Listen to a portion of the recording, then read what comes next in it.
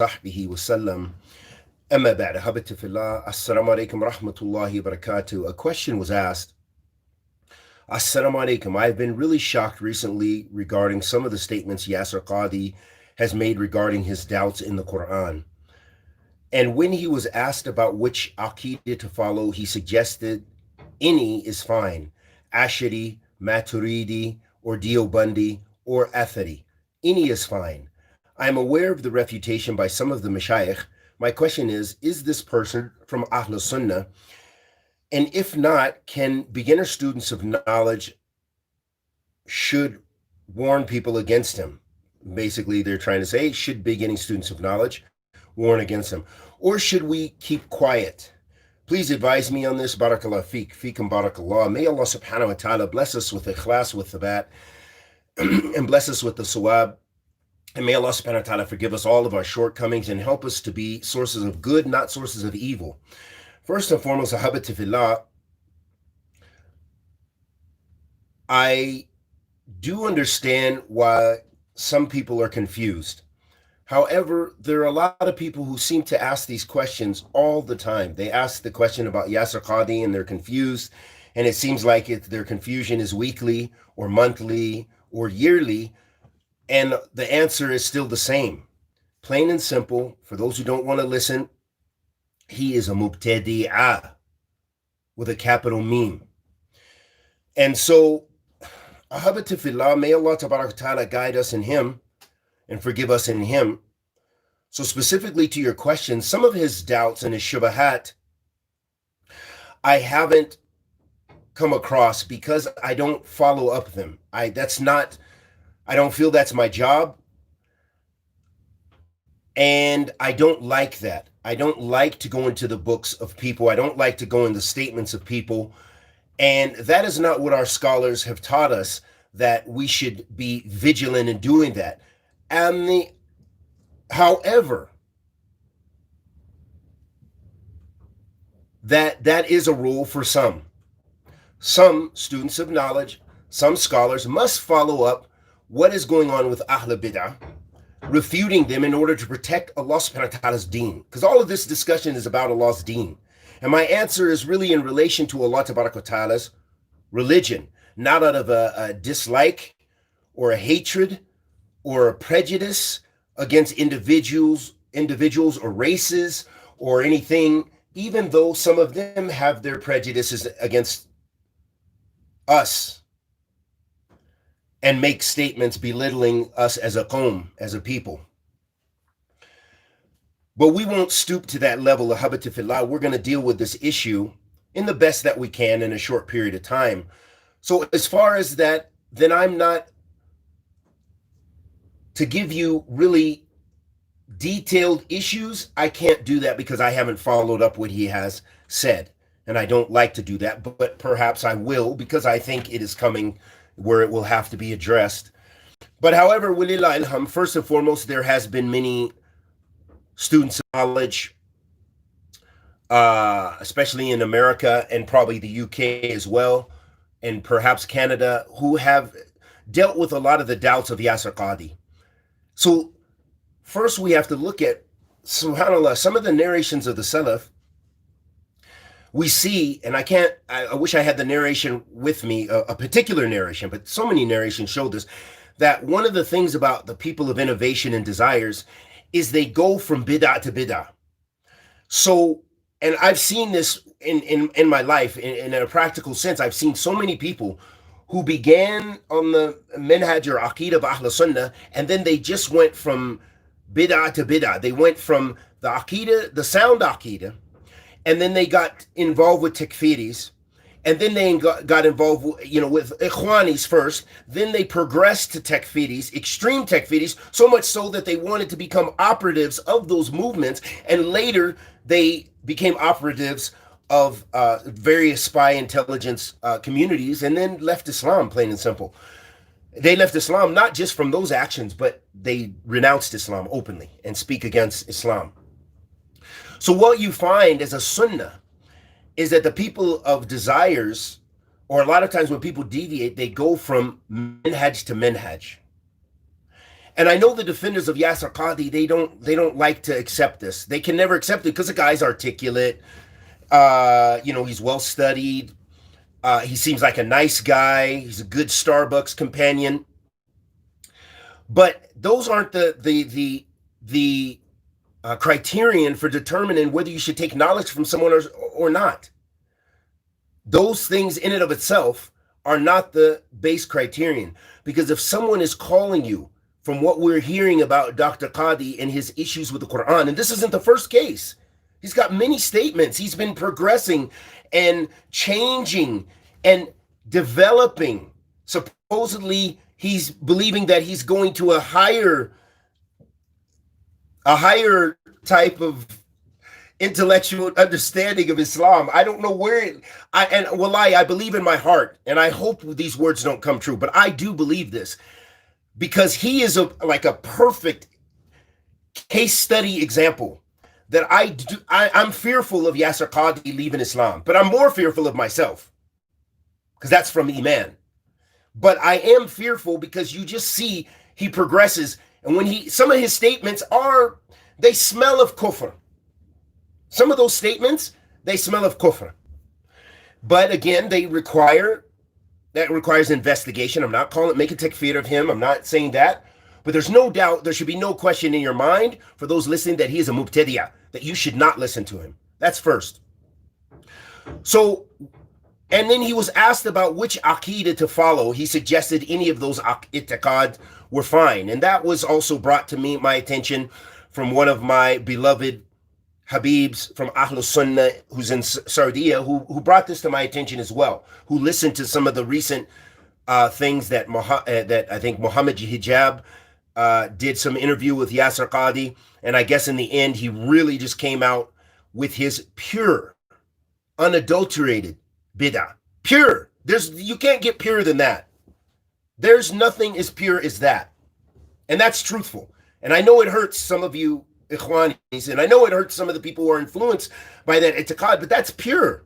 That's like getting gold, 14 karat versus 3 carats or whatever. It's pure.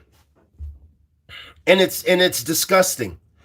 Because this is a man who has studied those methodologies and those madhabs in Aqidah, but there's only one madhab that's accepted. The Prophet ﷺ said, افترقت اليهود على 71 فرقة وافترقت النصارى على 72 فرقة وستفترق هذه الأمة على 73 فرقة كلها في النار الواحدة. The Prophet ﷺ said the Jews break into 71 sects, Christians 72 sects, my ummah 73 sects, all of them in the fire except one. So here the Prophet ﷺ has let us know that some of his ummah would be in the fire because of this sectarianism. All of them in the fire, illa wahida, except one. They asked, who are they, ya Rasulullah? He said, those are upon what I'm upon and my companions. That is the asl of the Athari creed. That's it right there. Allah subhanahu wa ta'ala says, في كتابه الكريم, وَاعْتَسِمُوا بِحَبْلِ اللَّهِ جَمِيعًا وَلَا تَفَرَّقُوا. Adhere all of you steadfast to the rope of Allah and do not divide. Dividing in Islam is muharram. It's impermissible. But uniting in Islam is wajib. And uniting on the book and the sunnah is wajib. So it's muqayyid. The unity in Islam is muqayyid. It is restricted. It's restricted to the book, the sunnah, and the manhaj of Ahl Sunnati wal Jama'ah or the Salaf Salih. Ridwanullahi alayhim, beginning with the Sahaba to Rasul sallallahu alayhi wa sallam, radiyallahu ta'ala anhum ajma'in. So that's muqayyid. That's something we can't change. So now, in light of what's going on now, we have the Black Lives Matter and stuff like this. Some of the people want to unite with those movements. But any unity, it's still muqayyid. Especially if it's something deeniyah. It's restricted. It's restricted to the book and the sunnah and the fahim and the understanding of the salaf. So when it has to do with Islam, you need to, it's muqayyid, no doubt. No doubt. We're not talking about amur dunyawiyya or something like this, something related to the dunya. So here we have Dr. Qadhi making ibtal. What his statement is basically saying, especially after having studied and studied with various scholars of Ahl Sunnah, he has totally undermined everything. I don't know any of the scholars that he could have studied with in Saudi Arabia. Now, there could be some that, there are some Hizbis. I know he praises Safar Hawali and those guys, the Harakiyin. But even them, they had mostly a type of al-wala wal-bara against those innovated groups. But Dr. Qadhi is now united. He's saying it's permissible to go Ashari, Maturidi, Deobandi, and Athari. He's saying, you know, you can choose any one. It's fine. Study any one. Be comfortable. Feel good. Practice Islam. Those creeds are so divergent, especially when it comes to the creed of Al-Athari or Ahl Hadith or the Salaf As-Salih or Ahl Sunnati wal Jama'ah or the Salafiyun. In contemporary times, they refer to themselves as Salafiyun or Salafi. وَلَوْ كَرِيَ الْكَافِرُونَ وَلَوْ كَرِيَ الْأَهْلَ بِدْعَةِ وَلَوْ كَرِيَ قُصُورُ الْفَهْمِ. It doesn't matter if Ahl Bid'ah doesn't understand this. And it doesn't matter if some people are jahil in this issue. Because I know people, they're working on this to try to refute Ahl Sunnah, to refute all the scholars of Ahl Sunnah in contemporary times saying, no, calling yourself Salafi is bid'ah.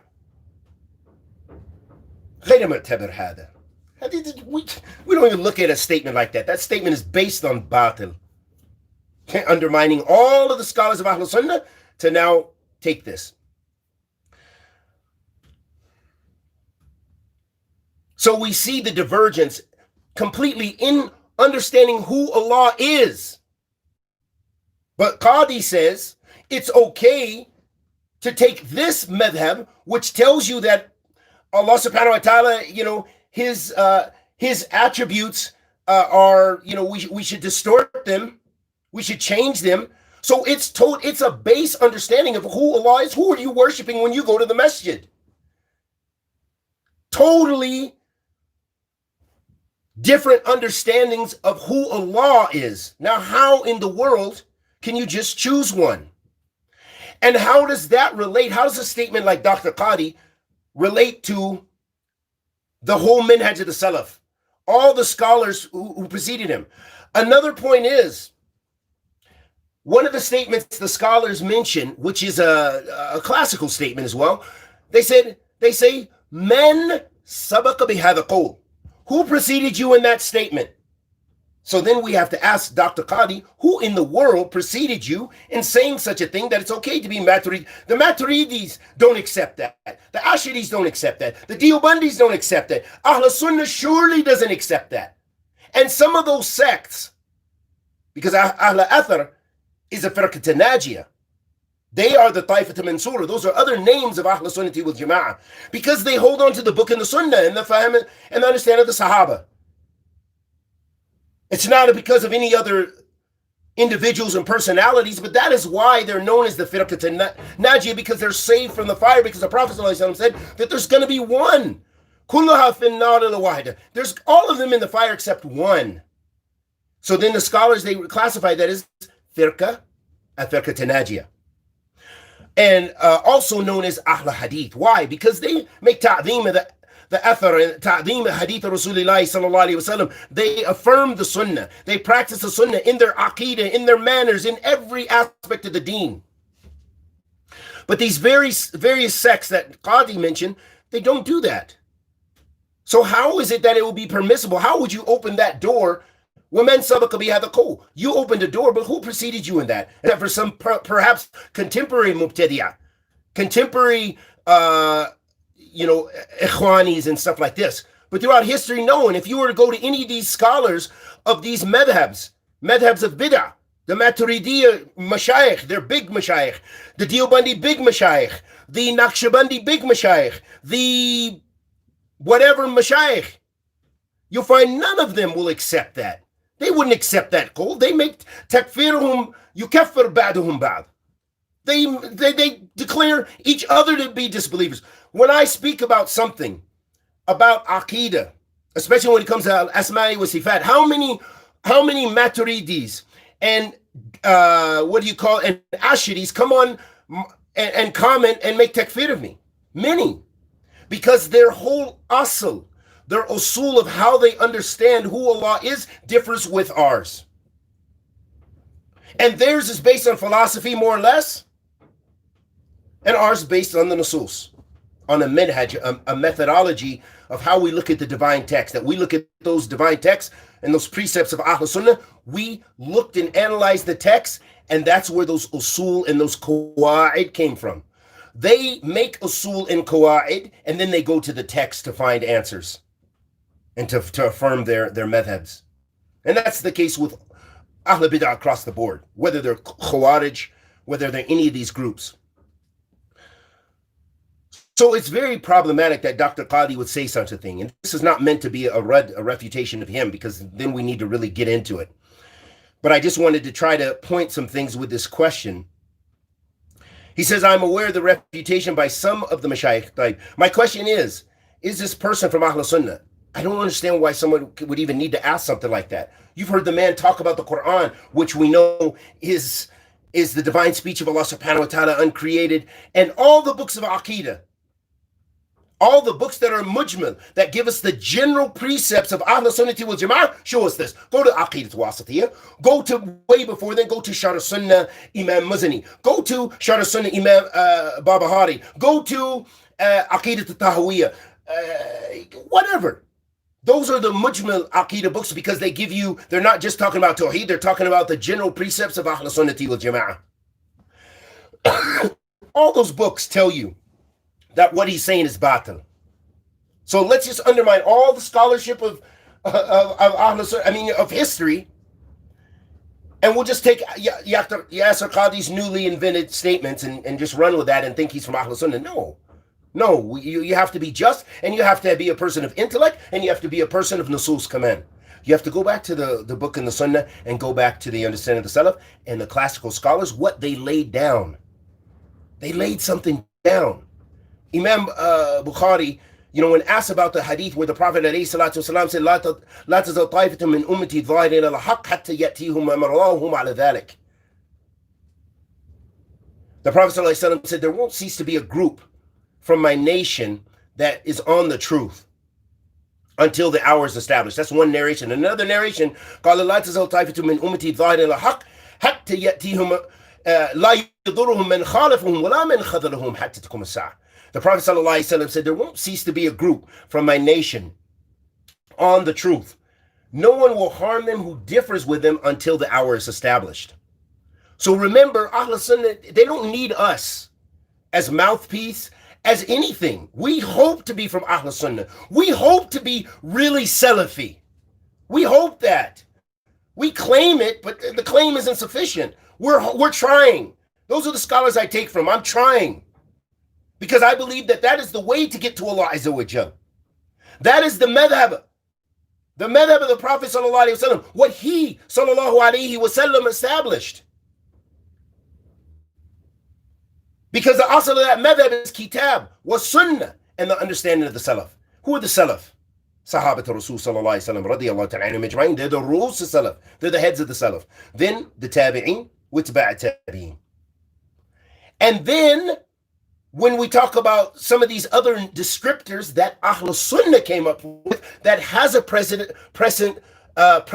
in the religion as religious terms, unlike what Ahl Bid'ah and Ahl Jahl say, that we see that Ahl Hadith, Firqat Najiyah, all of these things, they come from Hadith, they come from text, they come from the divine text of the book and the Sunnah, and they come what the scholars of Ahl Sunnah have codified, just like the term Salafi in this time, from the scholars of Ahl Sunnah, Ahl Hadith, that they use this term because it's a descriptor of those who follow that chain, the chain of Ahl Sunnah wal Jama'ah. And there's various reasons they use this term, but the bottom line is it has a precedence in the deen.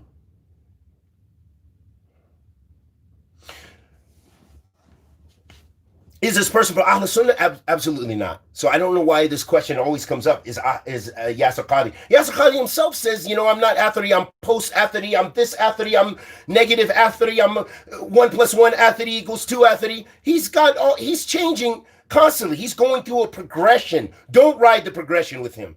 It's dangerous. And don't propagate his progression for those people like Muhammad Hijab, and others who give him a platform. He already has a platform, but you know, I would fear Allah subhanahu wa ta'ala, because it's very dangerous. If he leaves the religion of Islam, are you still going to give interviews with him and still propagate him?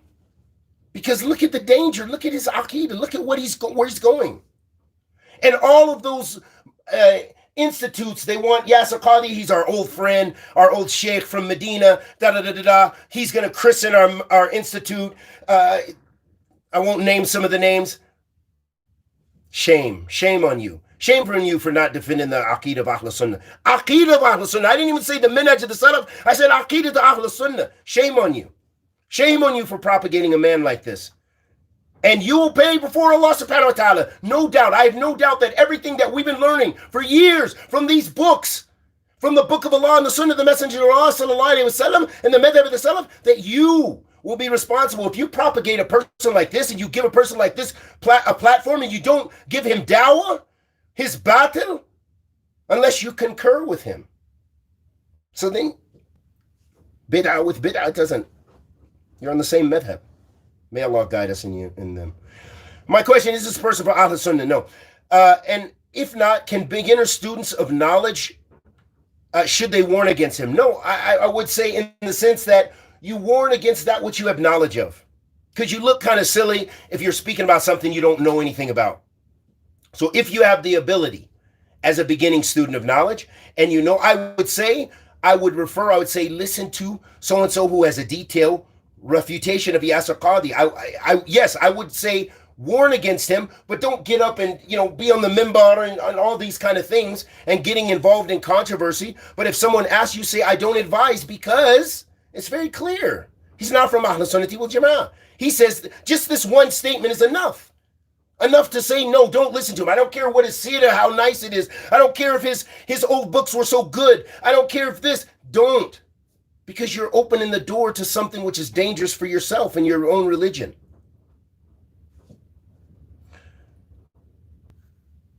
A last point I want to mention, Ahabati Fillah, is that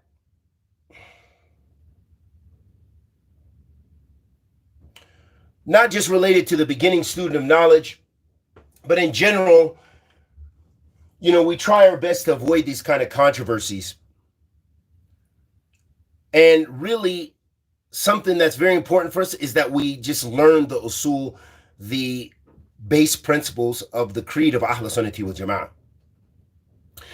If we learn those principles, and we learn and we try to practice them, and we don't say, no, now we're in America, we need to throw out this part of the methodology, we need to subvert this part, we need to, there's no doubt we look at the harms and the benefits, we look at the masalih and the mafasid and things like this, but that should not undermine the usul. And when I mean usul, I'm talking about the foundation principles of Ahl Sunnati wal Jama'ah. And for sure, it should never compromise the aqeedah, the creed of Ahl Sunnati wal Jama'ah. And we ask Allah subhanahu wa ta'ala, the Almighty, to forgive us and guide us and bless us to die upon Islam wa Sunnah. And may Allah tabarak wa ta'ala guide Yasir Qadhi and all of his proponents and followers in Ahzab. And those people who are like partisans to him. There's some people who are blind followers. They don't care what you say. Yasir Qadhi could say this and it's like the Trump followers. It's no doubt. There are people, he does nothing for them. For some of those people, those poor fanatical whites that support him. Or even other people, could be Hispanic, they could be this. He actually has policies that undermine them. But because they're so fanatical about one issue, about what he represents as a symbol, they'll accept any deviance and any evil that he says, and any statement or whatever he says. He can just change what he's saying, and their hearts are content. They accept it, even though what his policies are harming them. Likewise with Dr. Qadhi and other people who people are fanatical about. It doesn't matter what evidence you get. So that's why what evidence you give from the book, the Sunnah, and the understanding of the Salaf. But and most importantly, those masdarain, the Kitab wa Sunnah, that it doesn't matter. They are on him. So that's between them and their Lord. All you can do, all that's upon you is the balag. Share the message. That's all you can do. We ask Allah subhanahu wa ta'ala to forgive us and bless us with ikhlas with tabat. Wa sallallahu alayhi wa sallam ala nabiyyina Muhammad. Assalamu alaikum wa rahmatullahi wa barakatuh. I guess we'll deal with a couple questions. But Salafis are like that. This, you just reminded me of this beautiful, that's a very good statement you said, but Salafis are like that too, and even worse in their ta'assub to Rabi al-Madkhali. Good statement. You know why? Because this statement helps to remind me what I wanted to say. Excellent. First and foremost, you're wrong. Absolutely. Absolutely wrong.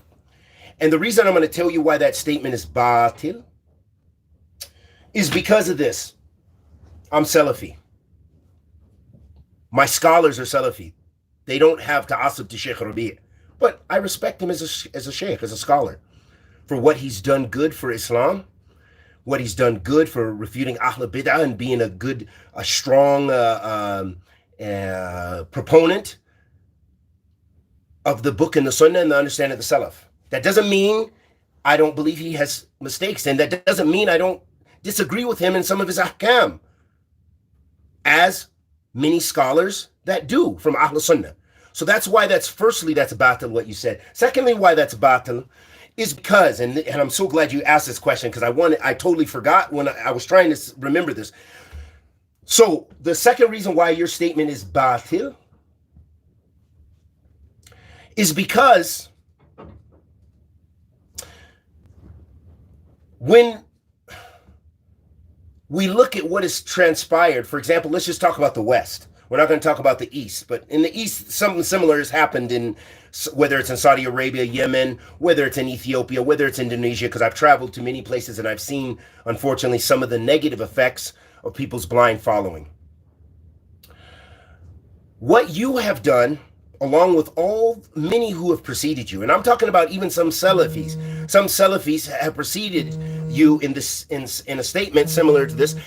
And what you have done is you've given the narrative to a group of people who may not even represent Salafiyah. That is our rebuttal to that. Why? There are so many Salafis that are not down with some of the people that you're referring to who say we are the Salafis. These weird statements, we the Salafis. Who in the world would get up and say that we are the Salafis, that they're the representatives of the Salafis in the West? Are you kidding? That's a joke. It's a joke. And that goes back to the qaida, to the fiqh principle, where the scholars say, Al-ibra bihaqaiq laysa bimusammiyat. The reality of something is in its substance, not in its name. Let's give you an example. This right here, we all call this water. Inside this bottle, it's a water. I don't think anybody's going to contest that. They're not going to say, well, I think that is clear fluid. No, I think that is dirt. No, I think that's elephant poo. Okay? No one's going to disagree. We all can refer to this as water. Okay?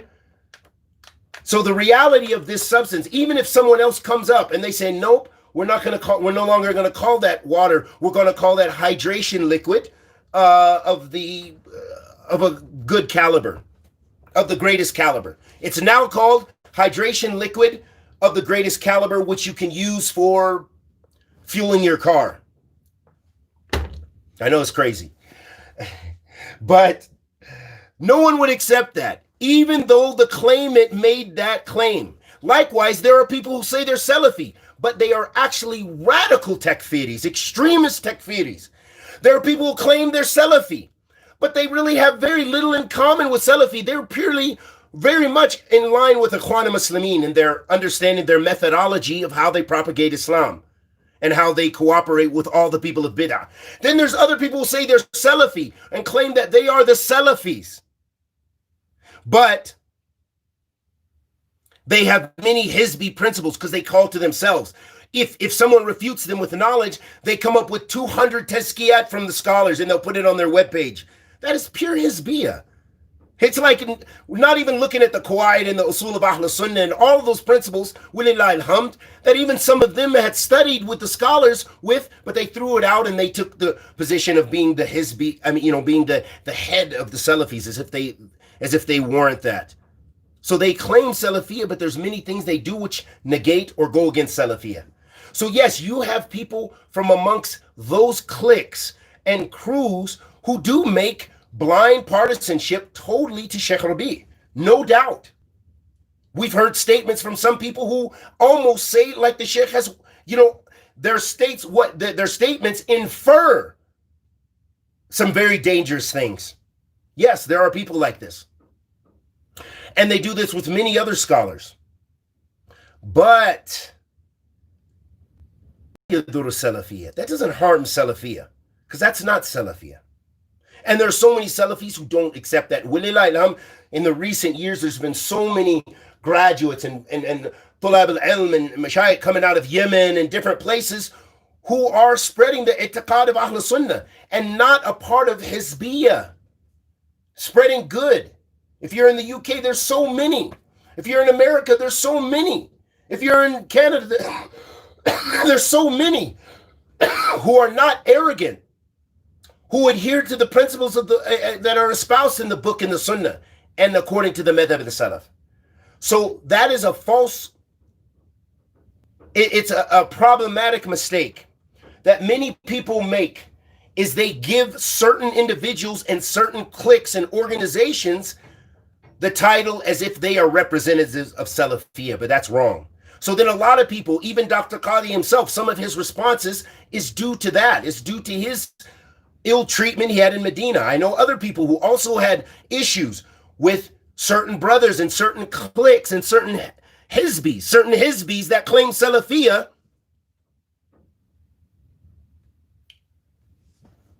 in Medina and other places. So extreme. And this is bid'ah. So that's why we don't acknowledge that. We don't give that the claim of Salafiyah. We don't say that is Salafiyah. We don't use that as the measurement of Salafiyah. We use the book, the Sunnah, and the understanding of the Salaf, and what the ulama Sunnah, what they are espousing and what they are practicing, what they are propagating. And going back to the hadith we mentioned, the Prophet ﷺ said, "La tazal ta'ifatun min ummati dharin al-haq, la yadurruhum man khalafahum." The Prophet ﷺ said, there won't cease to be a group from my nation on the truth. No one will harm them, even if they differ. So that gives, that's glad tidings for Ahl Sunnah. Imam Bukhari, I believe, was asked about this statement. And so many other scholars, you'll find the same statement. They echoed this, the scholars of Hadith. They said, if it is not Ahl Hadith, فَمَنْ hum? Basically, they're saying, if it's not Ahl Hadith, then who is it? Meaning that they believe, that's Ahl Hadith, that's Taifat al-Mansura, that's Ahl Sunnati wal Jama'ah, that's the Jama'ah, that's the Salaf Salih, that's the Salafiyun in contemporary times. Meaning those people who really adhere to those principles, not those people who just claim the principles. So that's very important. That's why we have to practice. So that's why I say your statement is absolutely batil. I can't accept it at all, and I can't even have a nice discussion with it. It needs to be stamped and smashed, because so many people hold false things like this, and then they make themselves a reaction to what some of the Hizbis have done. And that's also a mistake. And that's exactly what the usul of Ahl Bid'ah.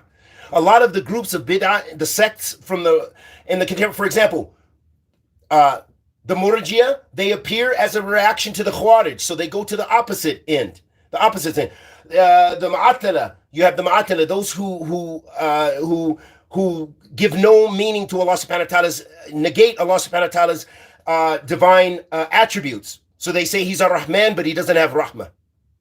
Okay? As a reaction to them, then other groups of the Mutakallimin appeared who reacted to them. So Ahl Bid'ah, their response, a lot of times they go from Bid'ah to Bid'ah, or they react with a Bid'ah. And this is problematic. Ahl Sunnah, no. Ahl Sunnah reacts with the Sunnah. They rud a Bid'ah with the Sunnah. That's a big difference in manhaj, in methodology. Very important for us to understand that.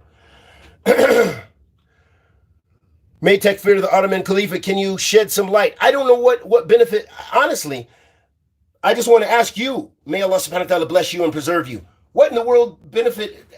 if he did or if he didn't.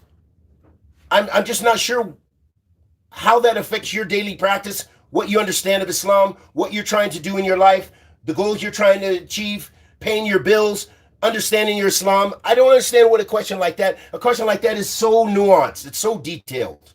So there's no way we can give it a hawk. That's like a whole lecture. In fact, there's whole books written upon these topics. So I don't see the benefit of even addressing a topic like that. May Allah bless us and you.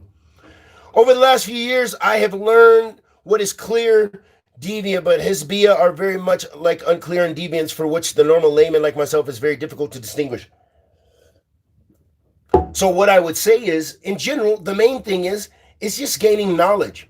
The more knowledge you get, knowledge is light. It's a burhan. So it lightens that path for you. You have to understand that Allah subhanahu wa ta'ala blessed you with Islam.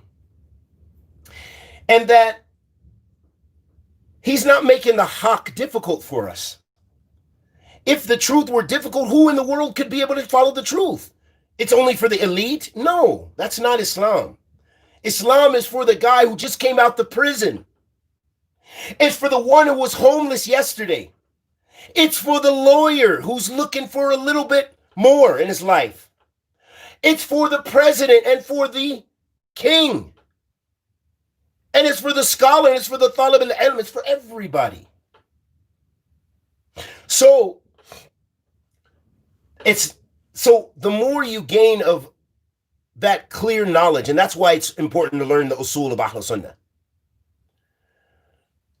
And I'm not putting in a bid for what I'm trying to do, but Al-Athari Institute, one of the goals that I have there and what I'm doing right now is to really focus on foundation. The people who finish this simple program will have achieved going through what it means to go through, follow the madhab of the Salaf. They're going to go into those books, some of those classical texts, with an understanding. They're going to come out with understanding, not with confusion. We're not going to go so deep we're going to confuse people, but we're going to try our best to shed light and give you the precepts of Ahl Sunnati wal Jama'ah. That means that you will have a foundation, an usul, something to stand on. Like bricks of a building, on the bottom of a building, or a concrete foundation. You have something to stand on. When you have something to stand on of knowledge, that gives you insight to be able to tell what is haqq and what is batil. It gives you the tools to be able to distinguish right and wrong. It gives you the tools to understand what is hizbiyah and what is salafiyah. It gives you the tools to understand what is bid'ah and what is sunnah. But that only comes from knowledge. The more knowledge we gain, the more that we're reading, the more that we're studying, the more that we're not just studying anywhere. You can't just piece together your own program over here, over there. I did this book with this one over here. And a lot of times people do that for years and they still have no foundation to stand on. The more you have a foundation and you have principles and qawa'id, principles of Ahl Sunnah, and qawaid that are consistent principles in the religion to stand on, people are less likely to be able to come to you with garbage and nonsense and to deceive you. And that's what I'm trying to focus on in my Athari Institute. So what I'm trying to articulate to you, Habibti Fillah, don't waste your time. Gain the foundation principles. Start from basic and move up.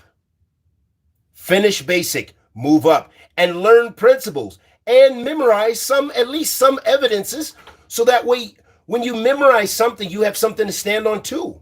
You can always refer back to those nusus. And that is a good foundation for you to stand on. You want to stand on a foundation, then you can elevate more, then you can elevate more, then you can elevate more, and you can distinguish between the truth and the falsehood.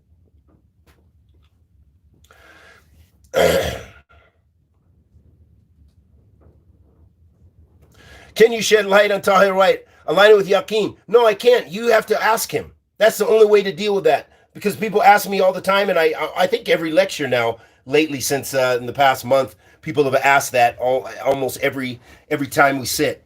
So I think you better ask him. That's the best way. That's the only way you're going to get a satisfactory comment of what he's doing and what his intent is and what's going on. What scholars do you recommend for a new practicing Muslim to follow? Well, I guess you're probably talking about in the English language. If you don't have the ability to go to Arabic sources, then I would say there are many, as I mentioned, in America, the UK, and Canada. And from them, in America, there are many.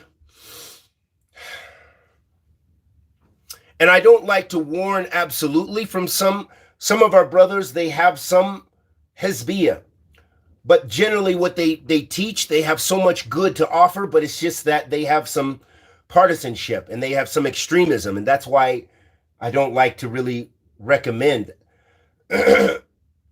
I can't think of right off the get-go. One particular brother who just reached out to me, who I have respect for. He's doing a lot of positive work, but I don't know what he's got all put out on the internet and stuff. But Imam Rashid Barber, he's in I think North Carolina or South Carolina. I think he has a lot of recorded nice lectures and stuff, and he seems balanced. There's also a lot of brothers who are caught up, unfortunately, in a lot of controversy, but there's a lot, I just don't follow them, so I don't really know a lot of the brothers. I know the brother Najib and from LA. There's a lot of people out there. I'm sorry to be like that. Also in the UK, okay, let me think of some names in the UK. High respect for brothers like Abu Taymiyyah and Abdurrahman Hassan, Tim Humble, Sheikh Abu Sama, many there. Just many brothers, and they can let you know if you reach out to them. Also in America, I'm sorry, yeah, the brothers in Philly in Muslim family, the Muslim Family Center, Imam Muslim Family Center. That means Abu Sajid and Ali Davis and others. Of course, Muhammad Munir. So there's a lot of people you can benefit from, and that will teach you the principles of Ahl Sunnah and help to raise you up. So there's many. Those are just some that I could think of, and I'm, again, not super in the network to really know about what's being pumped out there. But there's a lot of good efforts out there and a lot of brothers, and I failed to mention Sheikh Farouk Post also. He's, mashallah, just finished his PhD in Qura, I believe. And he's there he's here in America doing a lot of positive dawah. I hope to work with him in the future, do some dawah with him, and especially for new and non-Muslims. There's a lot of stuff, a lot of brothers out there doing some positive, and they have different levels of knowledge. There's many. So I'm not the best one to ask about those things. When our lecture, you will see the audience were ruthless.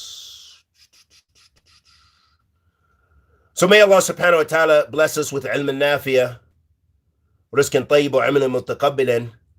Sheikh Fawzan has a book in English. Okay, good. I didn't know it was in English, because he has those books in Arabic I know of, but in English I'm not. So there are some good works that have been translated, which is positive, dealing with some of these things. Yasir Qadhi is a jinn and been in the dawah for many years, and has also recently answered many challenging questions that was posed to him by Muhammad Hijab.